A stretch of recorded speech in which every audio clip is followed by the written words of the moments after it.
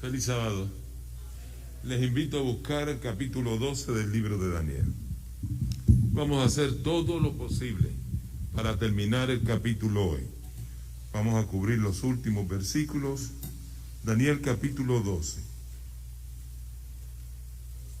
Leímos el versículo 7 y lo repito, dice así: y oí al varón vestido de lienzo que estaba sobre las aguas del río, el cual alzó su diestra y su siniestra. ¿Qué ocurre cuando el ángel sube las manos al cielo? ¿Qué viene? ¿Qué viene? ¿Un qué? Un juramento. No se olviden de eso. Y lo dice ahí inmediatamente, y juró, dice, por el viviente en los siglos, que será por tiempos y la mitad de un tiempo. ¿Qué periodo profético es ese? Estamos leyendo el versículo 7. ¿Qué periodo profético es ese? Tiempos y la mitad de un tiempo. Los 1260 años. El periodo de la hegemonía papal, del año 538 hasta el 1798. Y cuando se acabare el esparcimiento, el que el pueblo de Dios, el pueblo santo, esté regado, cuando eso termine, todas las cosas serán cumplidas. En otras palabras, se está predicando el evangelio por todo el mundo. Dios tiene muchos hijos en diferentes iglesias, están regados, pero va a llegar un momento en que todos van a venir a ser un solo pueblo. Y cuando se haga el último llamado, aquellos que serán salvos van a responder al llamado. Y entonces ahí terminan todas las cosas. Ahí es cuando dice Apocalipsis capítulo 10 que el misterio de Dios será consumado finalmente. Y el apóstol Pablo nos dice en Romanos que el misterio de Dios no es otra cosa sino el evangelio eterno, la predicación del evangelio eterno. Versículo 8, yo oí, mas no entendí. Qué problema el de Daniel, no entiende mucho, ¿no? Pero el Señor mío, ¿cuál será el cumplimiento? ¿Cuándo estas cosas van a ocurrir? Y se le dijo a Daniel una vez más, versículo 9, anda Daniel, que estas palabras están cerradas y selladas hasta el tiempo del cumplimiento. Ya en el versículo 4 se le había dicho a Daniel, hasta aquí llega la visión, sella el libro, hasta el tiempo del fin. Pasarán muchos y multiplicaráse la ciencia. Bueno, cuando vamos al original, al hebreo, realmente lo que dice es: se multiplicará el conocimiento. El conocimiento. Él es un artículo definido. Así que esto implica el conocimiento del libro de Daniel será multiplicado. Sería comprendido cabalmente. Y luego del periodo, cuando terminaron los 1260 años después de 1798, en ese periodo más o menos que caen las tres señales, la última fue en el 1833, la caída de las estrellas. Estamos hablando de las señales que marcan el comienzo del tiempo del fin.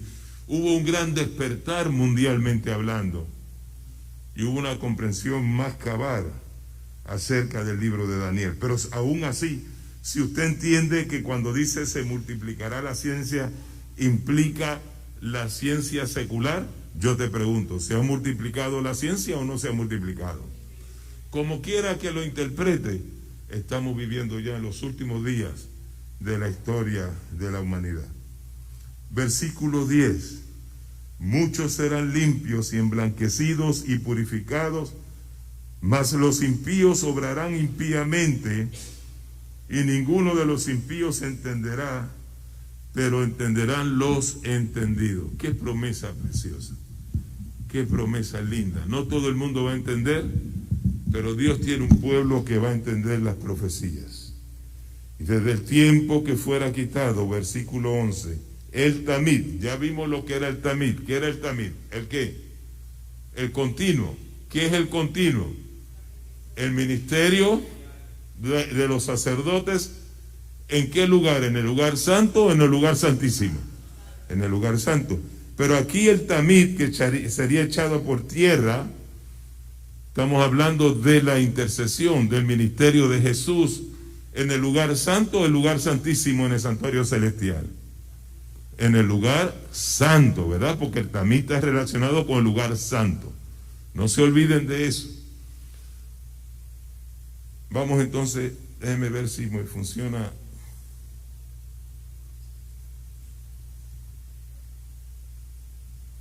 No quiere arrancar, vamos a ver. No sé si, ahí está. No me quiere funcionar. Vamos a ver.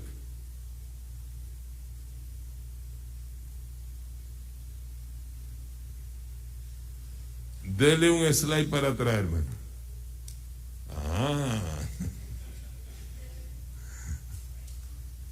Recuerden que yo soy de Naguabo. Hay muchas cositas que me tienen que explicar, ¿no? Vamos a ver ahora. Entonces, el José, si eres tan amable, estas luces se pueden apagar para que se pueda ver un poquito más claro se ve, ahí lo pueden apreciar. Ok, porque allí se ve más lindo, allá en el televisor. Se ve más claro. Ok, fantástico. Ahora sí, recuerden que mencionamos que habían ¿cuántas palabras? 3 palabras que teníamos que entenderlas para poder comprender el capítulo 12 de Daniel. Una de ellas era Pelé, que quiere decir maravillas, y esa la encontramos en el capítulo 12, versículo 6. La otra ya la vimos y la acabamos de mencionar, Tamid, el continuo, Daniel 12:11, lo acabamos de leer, que tiene que ver con el ministerio de los sacerdotes. Y la otra palabra la vimos también en el capítulo 8, versículo 11, que era la abominación asoladora, el Sikus Omen. Esa palabra específicamente está conectada con todas las profecías, especialmente con la obra impostora del anticristo medieval, del anticristo romano medieval, hasta el 1798. Vimos Daniel 8:11, lo analizamos, aún contra el príncipe de la fortaleza se engrandeció. Estamos repasando lo que vimos lunes y miércoles, ¿no? Y por él mencionamos que en mal traducción, que debe de decir y de él, de Cristo, fue quitado el continuo, debe de decir solamente el continuo o la continuidad, porque la palabra sacrificio no está en el original, pero no molesta que esté ahí. Exacto. Y él luego, su santuario fue echado, ¿por qué? Y el lugar de su santuario fue echado por tierra. Y ahí se establece lo que se conoce como el Sikus Omen, o la abominación asoladora o desoladora. Entonces, vimos que se pregunta hasta cuándo duraría esto de que se estaría echando la verdad de santuario por tierra. Entonces, se da la contestación en el versículo 13 y 14. ¿Hasta cuándo durará la visión del continuo sacrificio y la prevaricación asoladora? Que pone el santuario y el ejército, que es el pueblo de Dios, para ser hollados. Y él me dijo hasta 2300 días de tarde y mañana, y el santuario será purificado. Y ese periodo profético nos lleva hasta el 1844. Este es el mensaje central de la iglesia. La iglesia, en el 1844, Dios la levanta para restaurar la verdad del santuario que había sido pisoteada por este poder, por el cuerno pequeño, por tanto tiempo. Las verdades importantes acerca del santuario celestial, dice la sierva del Señor, en Patriarcas y Profetas, página 371, y de la gran obra que allí se efectúa en favor de la redención del hombre, debían enseñarse mediante el santuario terrenal y sus servicios. Vimos entonces que lo que Dios le mostró a Moisés, lo que se conoce como tipos en hebreo, es el modelo celestial, es una copia del santuario celestial. Lo que Moisés construyó es lo que conocemos como el antitipo, ese es el terrenal, y mencionamos que el santuario celestial se le conoce como el prototipo, el original, el del cielo. Vimos algunos de los muebles de santuario, los que estaban relacionados con el tamid, los del lugar santo, la lámpara, la mesa de los panes y el altar del incienso que estaba delante de la cortina. Así que en el lugar santo se llevaba a cabo el ministerio diario de los sacerdotes, la mediación continua, pero solamente una vez al año se llevaba a cabo el ministerio, el servicio anual, que era un juicio, era el momento de la purificación del santuario terrenal, el lugar santísimo. Por lo tanto, la palabra tamid no está asociada con el lugar santísimo, solamente con el ministerio que diario, que era el lugar santo. Así que el santuario en el cual oficia Jesús en nuestro favor es el gran, que dice la sierva del Señor, es el gran original. Lo que tuvimos aquí en la tierra es una copia del original, y eso hay que entenderlo. El apóstol Pablo escribió en Hebreos capítulo 8, versículo 1 y 2, así que la suma acerca de lo dicho es que tenemos tal pontífice que se sentó a la diestra del trono de la majestad en los cielos, ministro del santuario y de aquel verdadero tabernáculo que el Señor asentó, y no qué, y no hombre. Así que cuando comparamos las fases del oficio de Cristo en el cielo con el santuario terrenal, vemos que el lugar santo, que era el tamid, el ministerio diario, la mediación continua, eso lo comenzó Jesús, su intercesión, en el año 31, cuando murió, resucitó y ascendió ¿a dónde? Al cielo. Y dice Pablo en los Hebreos que fue directamente al santuario celestial, al lugar santo. No dice Pablo al lugar santísimo, al lugar santo. Y allí permaneció con el Padre, ¿hasta qué año? Hasta el 1844, y del 1844 en adelante, que pasa del lugar santo al santísimo, comenzó su ministerio en el lugar que santísimo ahora, y él lleva a cabo ahí su ministerio. Y mencionamos que 4 cosas, 3 ocurrieron en el cielo. ¿Cuáles son? Número 1, Jesús pasa del lugar santo al lugar. Número 2, comienza una obra de juicio en el cielo. Número 3, comienza una obra de purificación, y mencionamos la diferencia entre el juicio y la purificación. Y número 4, aquí en la tierra comienza en el 1844 la restauración de la verdad. Dios levanta un pueblo, una iglesia, para restaurar la verdad del santuario, porque la pregunta era ¿hasta cuándo va a durar que ese poder va a estar pisoteando la verdad del santuario? Pues Dios intercede, y en el 1844 levanta una iglesia que comienza a predicar la verdad del santuario. Vimos Daniel capítulo 7, donde se presenta el momento cuando algo está ocurriendo con el sistema, y yo espero que no sea yo. Se está corriendo. Hay una flechita moviéndose. Ok, vamos a ver ahora. ¿Estamos? Vimos Daniel capítulo 7, todo esto es un repaso cuando se presenta la escena, cuando el Padre y el Hijo pasan al lugar santísimo. Ok, aquí están los 4 eventos que ocurrieron, ya eso lo vimos ayer miércoles. Entonces, cuando dice que echó por tierra la verdad del santuario, estableció la abominación asoladora. Vamos a aclarar algo ahora en el versículo 11, y ahí caímos en la seminario de hoy. Versículo 11 dice: y desde el tiempo que sea quitada la continuidad y puesta la abominación asoladora, habrá 1290 días. A que así no dice la Biblia de ustedes. ¿Cómo dice la Biblia de ustedes? Un voluntario. Lean la Biblia en español, no la lean en hebreo, en español.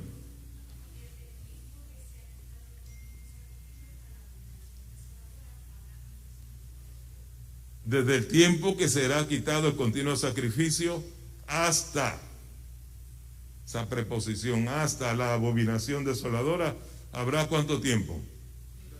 1290 días. ¿Alguien tiene una versión diferente o es la misma? En las versiones de español aparece la palabra hasta o no aparece la palabra hasta. ¿Cómo dice la tuya?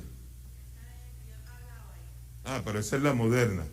Qué interesante, vamos a escucharla. 1290 días pasarán desde el momento en que se suspenda el sacrificio diario y se ponga el horrible sacrilegio en el templo del Señor. Bueno, quiere decir hasta que se ponga el horrible sacrilegio. ¿Está bien? Vamos a entender el versículo. ¿Cómo dice la tuya? Dice hasta. Ok, miren cuál es el problema y lo que trae la confusión en la interpretación del capítulo 12. Si decimos desde el momento que fue quitado el continuo hasta la abominación desoladora o la prevaricación asoladora, habrá desde allá hasta acá, ¿cuánto tiempo? ¿Qué periodo? 1290 años.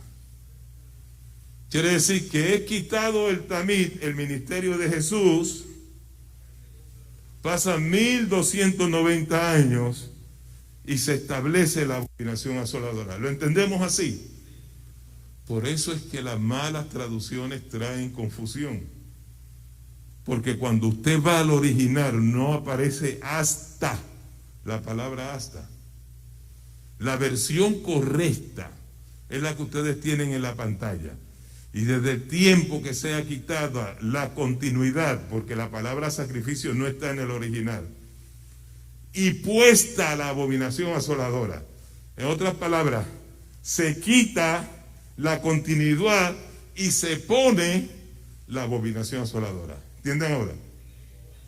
En el mismo momento. Se quita una cosa y se pone otra, que va a durar 1290 años. ¿Perdón? ¿Estamos claros? Si ustedes me preguntan cómo lo puedes mostrar con la Biblia, vamos al capítulo 11, para que ustedes vean que se quita una cosa y se pone la otra. Capítulo 11, versículo 31. Miren lo que dice. Y serán puestos brazos de su parte, y contaminarán el santuario de fortaleza. Ese es el santuario celestial, porque ahorita leímos del príncipe de fortaleza, ¿recuerdan? En el capítulo 8, versículo 11. Y contaminarán el santuario de fortaleza, y quitarán el continuo, y pondrán la abominación espantosa. ¿Lo captaron? Quitan una cosa, ¿y qué hacen? ¿Ponen qué? Y ponen otra. Vamos a ver cuándo ocurrió eso. Gracias, hermana. Vamos a ver cuándo ocurrió eso. El rey Clodoveo, ¿se acuerdan la división del Imperio Romano? Las 10 naciones. Los bárbaros que bajaron del norte y que derrotaron a Roma y se establecieron en el occidente. Ahí tenemos las trompetas. Cualquier otro día separamos una semana para las trompetas. Porque las trompetas apocalípticas explican en detalle todo lo que ocurrió con la caída de Roma y el establecimiento de esas 10 naciones. Uno de las naciones más poderosas que se estableció fue los francos. El rey Clodoveo era el rey de Francia. Y Clodoveo se convierte a la fe católica en el año 508. Y eso tuvo un impacto en Europa. Él derrotó a los godos. Esto fue un paso importante para el establecimiento de la Iglesia Católica y fue el primero en enviar una corona para ser puesta en la cabeza del Papa en ese año. Porque él reconocía a Clodoveo que el Papa era la cabeza, como decir el rey, el más que manda, no solamente en la Iglesia, sino en el Estado. Y para entonces era el obispo de Roma, porque el papado no existía, el obispo de Roma. Entonces, tenemos el caso de el decreto de Justiniano.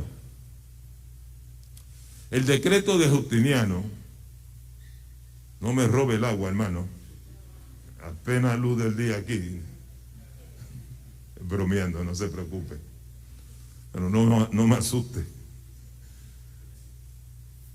decreto de Justiniano fue en el año 533, no en el 538. Pero como los lombardos, los érulos y los ostrogodos se oponían al papado, hubo una guerra y tomó casi 5 años por él derrotar a estos tres poderes y de esa forma abrir el paso para que en el 538 finalmente se pudiese cumplir el decreto de Justiniano. Clodoveo se entrega a la fe cristiana, le envía una corona, esta es una réplica de la corona que le mandó el Papa, uniendo el Estado con la Iglesia y dándole todo el apoyo que el papado necesitaba. ¿Y cómo ocurrió esto? Le cuento rápido, abuelo de pájaro. El Papa manda un emisario donde el rey Clodoveo tiene problemas, no puede ejercer, pero no el Papa, el obispo, repito otra vez. El emisario llega hasta Francia, se entrevista con el rey Clodoveo. Ustedes saben que los reyes se sentaban en su trono y venían todas las personas a pedirles en turno. Y cuando le tocó el turno a este emisario, que se saludan, él empieza a hablarle al Papa y le dice: yo le voy a hablar del Evangelio. Y empieza a hablarle del Evangelio antes de explicarle el problema que tenía la iglesia allá en Roma. Y cuando le explica la historia de Jesús, queda muy conmovido el rey Clodoveo. Pero cuando llega la parte que vinieron los judíos y crucificaron a Jesús, Clodoveo se molestó tanto y tanto que se levantó del trono y dijo: ensílleme los caballos que voy para allá a matar a esa gente, que mataron a un hombre inocente. Y le dice el emisario del Papa: no, tranquilo, rey, tranquilo. Eso ocurrió 500 años atrás. Ya esa gente no está viva. Tranquilo. Él quería coger una caravana, un ejército desde Francia para llegar hasta Palestina. Y entonces se le acabó el tiempo y le dice: rey, venga mañana y seguimos hablando de él. Y se quedó allí en el palacio, el emisario de Roma. Va al otro día, le toca su turno, y cuando está frente al rey, le dice: rey, he venido desde Roma. Espérate, antes que me digas para qué has venido, cuéntame esa historia que me contaste ayer, que me gustó, de Jesús. Y él le dijo: bueno, está bien. Comenzó a contarle lo mismo que le había contado el día anterior.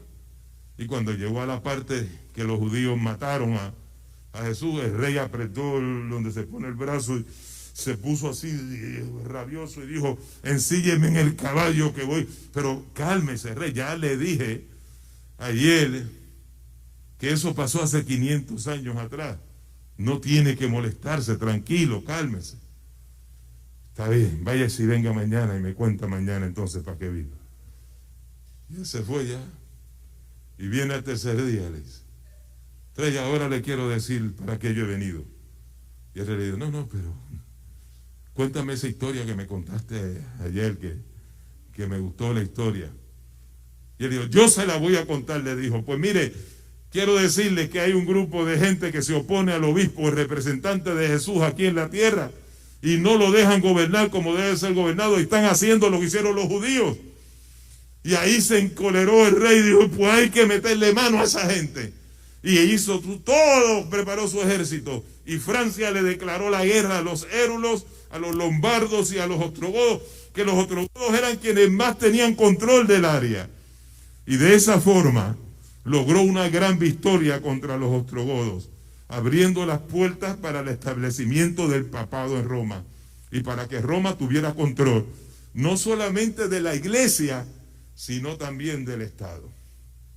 Clodoveo aceptó la fe católica, fue bautizado con todo su ejército y ahora comenzó una gran campaña de parte de la iglesia. La Inquisición, las cruzadas, ustedes conocen la historia, no podemos detenernos, pero la iglesia estaba respaldada por la orden de Clodoveo y la orden de Justiniano. Y saben que el decreto de Justiniano lo declaraba cabeza del Estado y de la iglesia, pero también el decreto decía que podía perseguir y matar a todos aquellos que se opusieran a él. Y ahí se le comienza a llamar el papado. Pero desde el 508, Clodoveo logró casar el Estado con la iglesia y establecer lo que se conoce la abominación asoladora. Y ya se comenzó realmente a funcionar lo que se llama en la Biblia la gran prevaricación. Ahora, yo quiero que me busquen Apocalipsis capítulo 10, versículo 6, y que me lean ese texto. Apocalipsis capítulo 10, versículo 6. Ese no lo puse en pantalla porque mi interés es que ustedes en sus Biblias lo busquen y lo lean. Apocalipsis capítulo 10, versículo 6. ¿Lo tiene, José? Ok, ponte de pie, léelo fuerte. Y juró por el que vive por los siglos de los siglos, que creó el cielo y cuanto hay en él, la tierra y cuanto hay en ella, y el mar y cuanto hay en él, que el tiempo no será más. Aquí tenemos un juramento en el capítulo 10. Un juramento. Si te fijas antes de lo que leíste, dice que alzó sus manos al cielo, porque después que alza las manos es que viene el juramento. ¿Verdad que lo mencionamos? Y eso pasó en Daniel y lo vemos también repetirse en Apocalipsis. El mismo Jesús está jurando. ¿Él puede jurar por sí mismo? ¿Puede Jesús jurar? Nosotros no, porque el hombre es pecador y falla. ¿Cierto o falso? Pero Dios no falla. Y lo que Él dice se cumple. Y Él puede jurar por Él, por el Padre, por todo lo que está en el cielo. Porque Dios, y Dios puede que jurar y Dios lo va a cumplir. Así que debe ser una expresión solemne. Iglesia, yo quiero que estén conmigo. Yo quiero que estén conmigo. Tú necesitas creer a Dios, obedecer a Dios. Cuando te dice algo bajo juramento, yo no. Si Él lo dice sin jurar, más que suficiente para obedecerlo y creerlo. ¿Cierto o falso? Porque la palabra de Dios es firme, es eterna. Dios no miente. Si Dios dice que este micrófono es azul, pero yo lo veo rojo, no. Si Dios dice que es azul, yo creo que es azul. Lo estoy viendo rojo porque algo le ha pasado a mis ojos. Pero Dios dice las cosas como son. Y ahora Él dice bajo juramento. Él no lo tiene que decir bajo juramento para yo creerlo. Necesitan ustedes que Él jure para ustedes creerlo. Pero bajo juramento, Él dice que el tiempo no será más. Pues yo entiendo que eso es una expresión solemne, ¿cierto o falso? Eso es una expresión solemne. Y no podemos pasarle por encima. Y hay muchos traductores que están ignorando estas palabras de Jesús. Muchos intérpretes descuidan la interpretación correcta tal como está presentada en la palabra de Dios. ¿Qué quiere decir en Apocalipsis que el tiempo no será más? ¿Qué implica eso? ¿Qué quiere decir que el tiempo no será más? ¿A qué implica? ¿De qué está hablando? No es del fin del tiempo, no es del fin del tiempo de gracia. Lo que está hablando el ángel ahí, lo vamos a ver ahora en el Espíritu Profecía, es del fin de los periodos proféticos. Cuando el ángel dice el tiempo no será más, lo que está implicando es que después del 1844 no habría más periodos proféticos o profecías que tienen que ver con tiempo. No estoy diciendo que no pueden haber profecías. Después del 44 hay muchas profecías y todavía hay muchas profecías que no se han cumplido.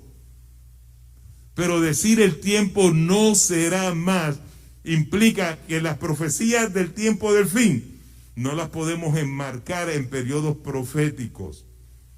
El último periodo profético que encontramos en la Biblia son los 2300 tarde y mañana. Después de eso, el tiempo no será más. ¿Estamos claros, iglesia? Y no solamente porque lo dijo Dios, sino porque lo dijo bajo juramento.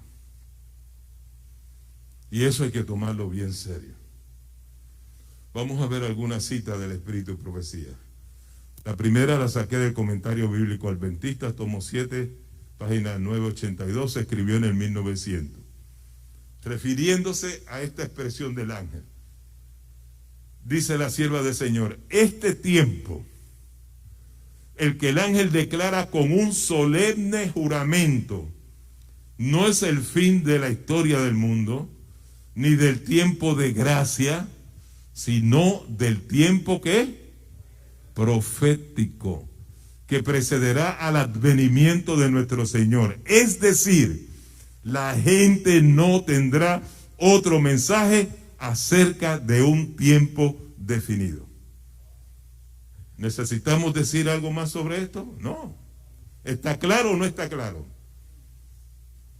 Porque se lo digo porque en la iglesia se están levantando predicadores aplicando las trompetas para el tiempo del fin. Entonces usted tiene un problema serio ahí. ¿Por qué? Porque la quinta y la sexta trompeta tienen dos periodos proféticos.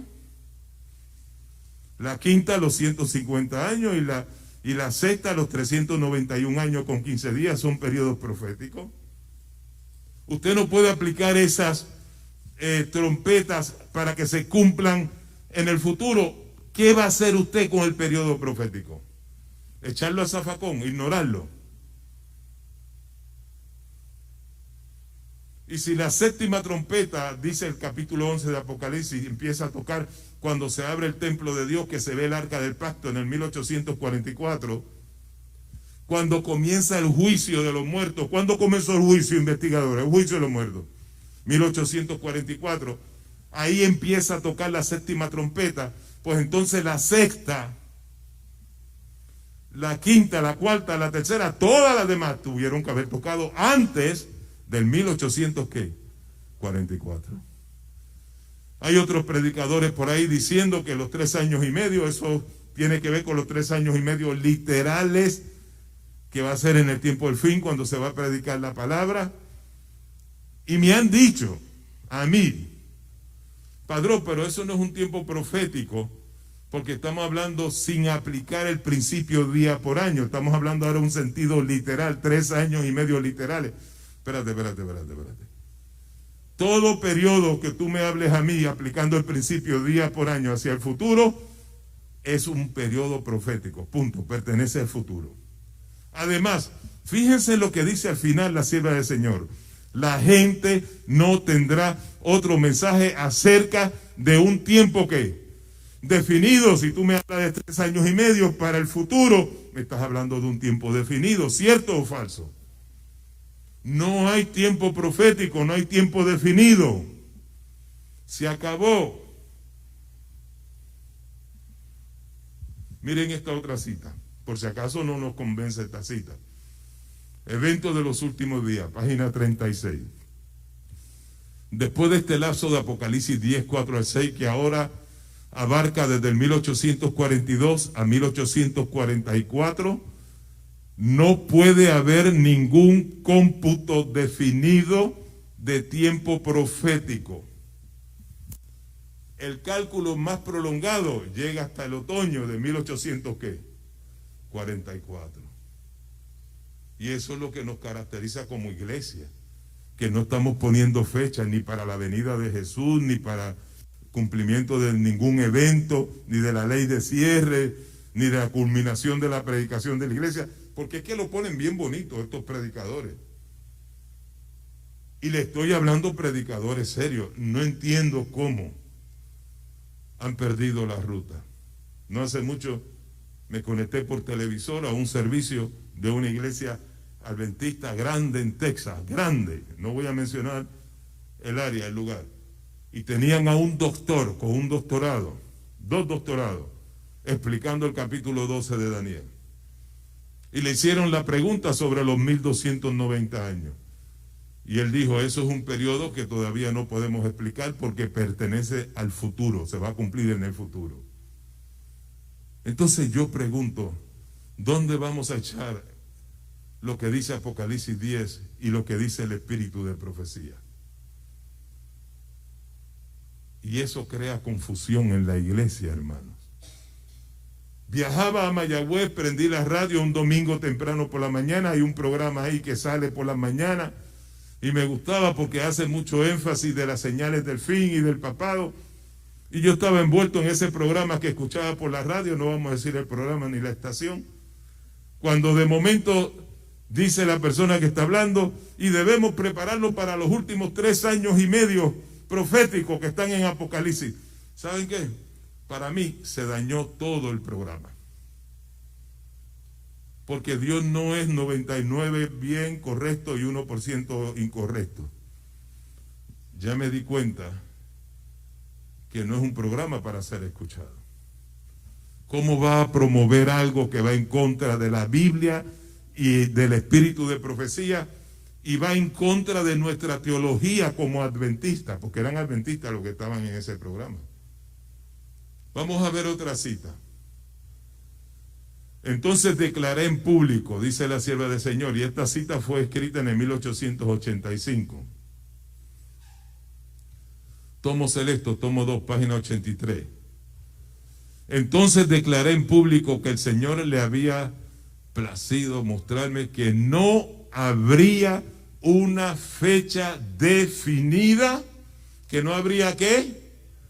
Una fecha definida para el mensaje dado por Dios. ¿Desde qué año? Eso Dios se lo dijo a ella. No habría una fecha definida después del 1844. ¿Está claro o no está claro? Vamos a ver esta otra cita sacada de Manuscript Relief, tomo 10, página 270. Se escribió en el 1888. Nuestra posición, dice la sierva del Señor, como iglesia, por supuesto, ha sido de esperar y ¿qué más? Y velar, sin que se proclame un tiempo o fecha que tenga lugar entre el fin de los periodos proféticos en 1844 y el momento de la venida de nuestro Señor.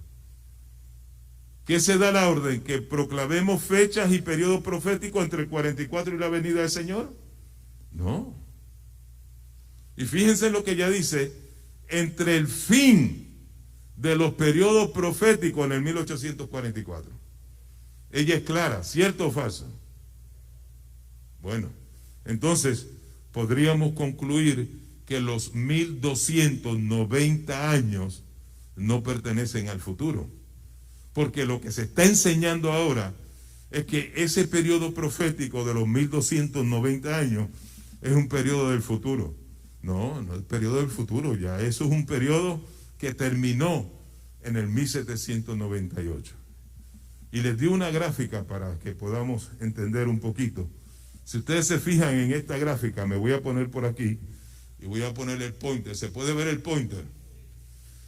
Ustedes ven que la abominación espantosa se establece con Clodoveo cuando se convierte a la fe cristiana y reconoce al obispo de Roma, cabeza del Estado y de la Iglesia. Se comienza a echar por tierra la verdad del santuario. Se establecen confesionarios y ya ustedes saben todo lo demás. Santos, culto a María, etcétera, etcétera. 30 años después que ocurrió ese evento, se aplica el decreto de Justiniano en el año 538. Si ustedes se fijan, tanto el periodo de los 1290 como el periodo de los 1260 culminan y terminan cuando termina y cuando cae el papado, el poder del Papa en el 1798. Hasta ahí llega la abominación espantosa y hasta ahí llega la hegemonía o la supremacía papal. Y si usted hace un cálculo del año 508 hasta el 1798, hay exactamente 1290 años.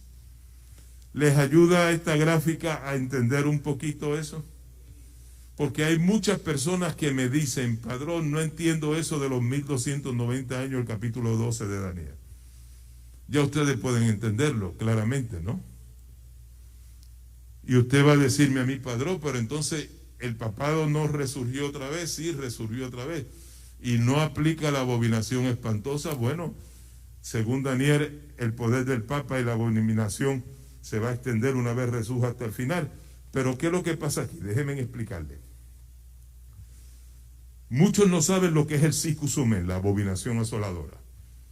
Pero si yo les pregunto a ustedes ahora que estuvieron esta semana, ¿qué es la abominación asoladora? ¿Qué es la abominación asoladora? Díganme ustedes. Es más, creo que me lo pueden contestar los que están viniendo por primera vez esta noche, porque lo vimos en Daniel 8:11. ¿Qué es eso? ¿Qué es la prevaricación asoladora, la abominación asoladora? ¿Qué es eso? Dígame. El echar por tierra la verdad del santuario, ¿verdad que sí? Lo vimos ahí en el capítulo 11. Y echó por tierra la verdad del santuario y estableció lo que es la abominación. ¿Qué? Quitó el tamid y estableció ¿qué? La abominación asoladora. Entonces la abominación asoladora de la cual habla Daniel no es del cambio de la observancia del sábado al domingo, no es la ley de cierre. Porque estos intérpretes que llamamos, yo les llamo futuristas, porque son los futuristas los que extienden periodos proféticos para el futuro. Estos futuristas que están en la iglesia ahora están enseñando con evidencia bíblica que la abominación asoladora es cuando se proclame la ley dominical.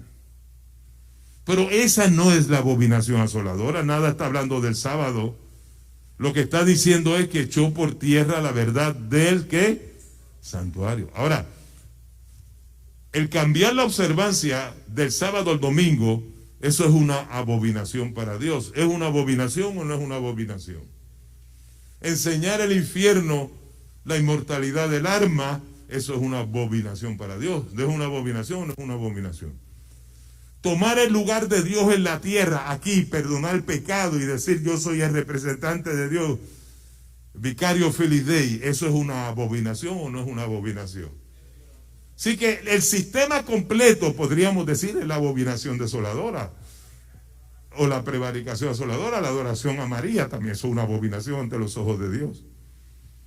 Así que el sistema completo, podríamos decir que es una abominación asoladora. Pero no podemos decir que es el sábado per se. Sino es el que echa por tierra la verdad de ¿qué? De santuario. Ahora, ¿qué fue lo que echó por tierra? El tamid, la verdad del santuario. Le digo, ¿saben lo que no puede echar por tierra este poder? El Yom Kippur, el día de la expiación. Echó por tierra la verdad de Jesús entre el año 31 al 1844, porque cambió el ministerio de Jesús por el misterio sacerdotal aquí en la tierra. Pero en el 1844 Dios levanta un pueblo para predicar la verdad del santuario. Comienza el periodo del Yom Kippur y esa verdad no la puede echar por tierra mientras haya un pueblo de Dios predicando la verdad del santuario. Así que puede pisotear el tamid, pero no el Yom Kippur. ¿Me entienden o no me entienden? La verdad del santuario ha sido restaurada gracias a esta iglesia. Y seguirá haciéndose predicado con gran poder hasta el tiempo del fin. No puede pisotear el Yom Kippur. Por eso es que decimos que eso que hizo en el pasado se extendió hasta el 1798. Porque en el 44 comenzó otra cosa que no es el tamid, sino el Yom Kippur, el día de la expiación. Así que ahora leemos el versículo 12. Dice así: bienaventurado el que espere y llegue a 1335 días. Y usted dice, padrón, pero aquí hay otro periodo profético. Y han querido separarlos como dos periodos proféticos diferentes. El de los 1290 y el de los 1335. Pero escuchen bien, si estamos bien atentos. Los 1335 es el mismo periodo de los 1290. Porque el texto no está hablando de que está presentando un periodo nuevo, sino que está diciendo feliz o bienaventurado el que espere y llegue. Ya te hablé de 1290, pero el que llegue un poquito más, hasta 1335, ese es bienaventurado. ¿Entienden ahora? Yo te presento 1290 años, pero el que aguanta hasta 1335 es bienaventurado. El que aguante un poquito más después de los 1290. ¿Y cuánto es un poquito más? 45 años más. Si usted suma a los 1290, 45 años más, completa 1335 años en total. La pregunta es, ¿a qué año nos lleva? Aquí viene ahora lo que tenemos que entender. Llega exactamente al 1843, no al 44. Y hay muchos que han querido estirar la línea, y yo hubiese querido también, y llevarlo hasta 1844, porque el diagrama se hubiese visto más bonito. Pero ¿por qué meten el 1843 por el medio? Si el 1844 suena mejor. Bueno, lo que pasa es que nosotros tenemos que presentar las cosas como están en la palabra de Dios. Nosotros no, a conveniencia de nosotros, no podemos llevarlo a 1844. Si usted suma a los 1290, 45 días, llega al 1843. O si usted parte desde el 508, 1335 días hacia adelante, llega al 1843. Yo he hablado con teólogos de renombre que me dicen, padrón, no, llega hasta el 1844 cuando aplicas el cómputo inclusive. Eso es un principio de interpretación que no vamos a explicar ahora. Pero ¿qué pasa? Usted aplica el cómputo inclusive cuando usted va a cambiar o cuando usted tiene un periodo que parte desde antes de Cristo y se extiende hasta después de Cristo. Tiene que ver un poquito con eso. Pero todavía implica mucho más, pero otro día hablamos de eso. Lo que quiero decirle es que cuando usted toma un periodo después de Cristo, usted no puede aplicar el cómputo inclusive. Y tiene que tomar el periodo tal como lo dice la Biblia. La Biblia no se equivoca. ¿Ustedes creen que se equivoca? No, la Biblia no se equivoca. Y por algo se mencionó bienaventurado el que llegara al 1843. Yo siempre prediqué del 1843, pero nunca fui aceptado. Y hace unos años atrás, y la guardé porque para mí es una colección especial, salió una lección de escuela sabática del libro de Apocalipsis, del libro de Daniel, y busqué rápido en la parte final del capítulo 12 a ver cómo explicaban estos periodos, y decía la lección que el periodo de los 1335 se extendía hasta el 1843. Y cuando yo leí eso en la lección de escuela sabática, cogí la lección y la tiré al aire de alegría, y empecé a saltar, y yo decía, yo sabía, no podía estar equivocado. Y ese sábado llegué tempranito a la iglesia.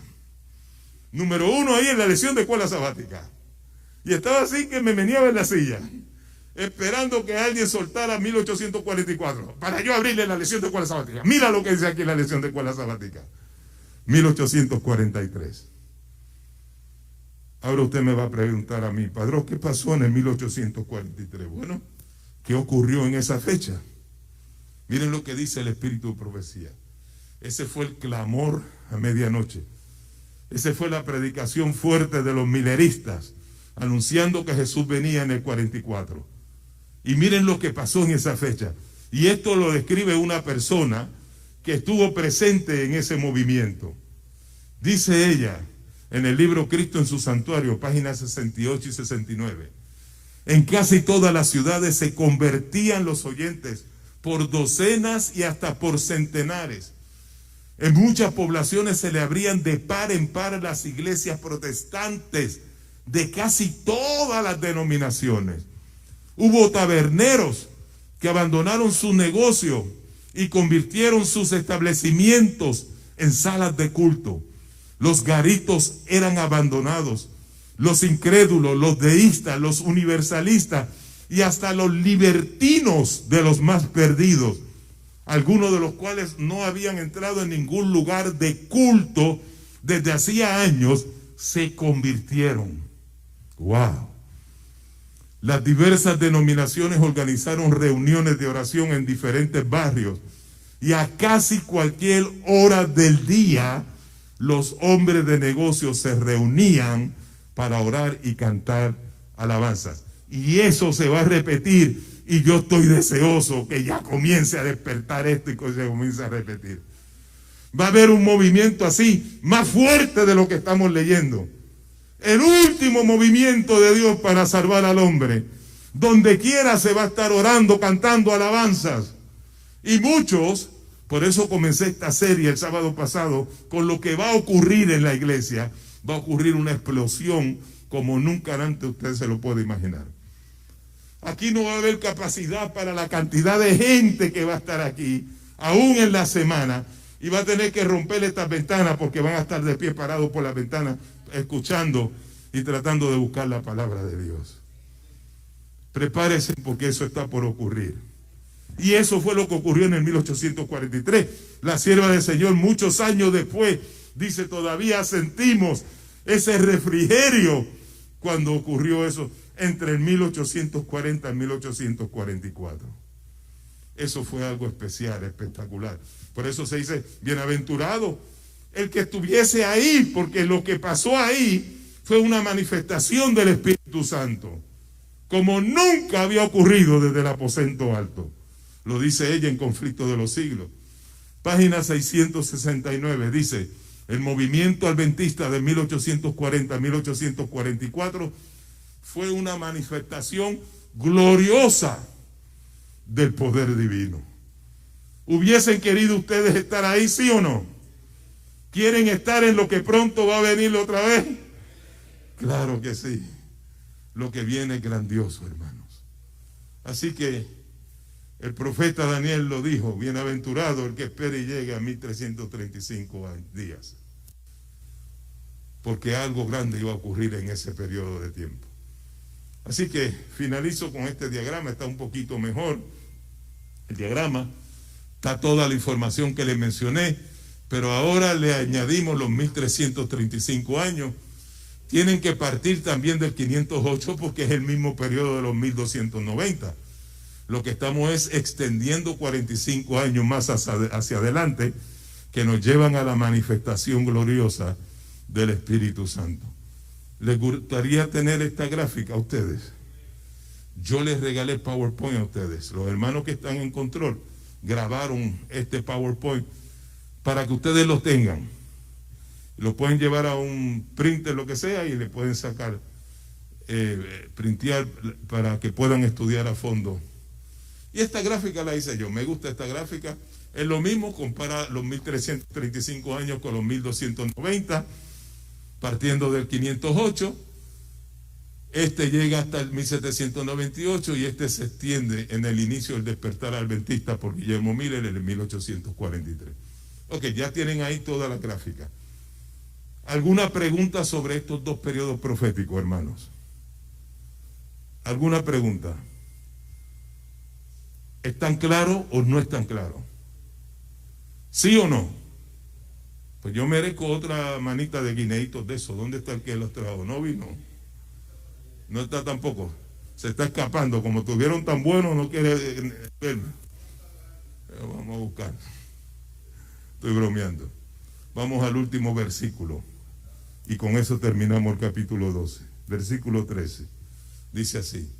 En cuanto a ti, Daniel, vete y descansa. Después, al final de los días, te levantarás para recibir tu recompensa. Qué promesa linda, Daniel. Y ahí cierra el libro de Daniel. Tiene que descansar, tenía que descansar, pero estaba sellado para la vida eterna. He venido, le dijo el ángel Gabriel, a explicarte porque eres muy amado en el cielo. Yo te pregunto en esta noche, ¿cuántos de nosotros sentimos esa seguridad de salvación? Yo quiero que sepan que nosotros somos muy amados en el cielo. Y si tuviésemos que descansar, descansamos en el Señor. La muerte no es un problema para Dios. Pero cuando llegue ese gran día vamos a levantarnos con Daniel para recibir la recompensa de la vida eterna. Vamos a orar. Te damos gracias, Señor, por tu palabra. Ayúdanos a amar esta iglesia, entendiendo que es una iglesia profética. Ayúdanos, Señor, a aceptar las interpretaciones tal como tú las presentas y a enseñar a otros para que conozcan este mensaje y entiendan que estamos viviendo los últimos días de la historia de esta humanidad. Ayuda a preparar nuestras vidas, que cada día nos podamos consagrar a ti a través del estudio de la Biblia y la oración, en una comunión personal, diaria, una relación viva y real con Jesús, día a día, para que el Espíritu Santo nos pueda usar con poder para poder predicar estas verdades al mundo. Bendice esta iglesia, bendice al pastor, sus dirigentes, derrama tu Santo Espíritu en este lugar y que puedan salir con poder, terminar el Evangelio, la predicación en esta área, en Trujillo Alto, y donde quiera que nos encontremos, y que sean muchos que vengan a Jesús por nuestro testimonio. Pongo todo en tus manos y te lo pido en el nombre de Jesús. Amén. Que Dios los bendiga, hermanos.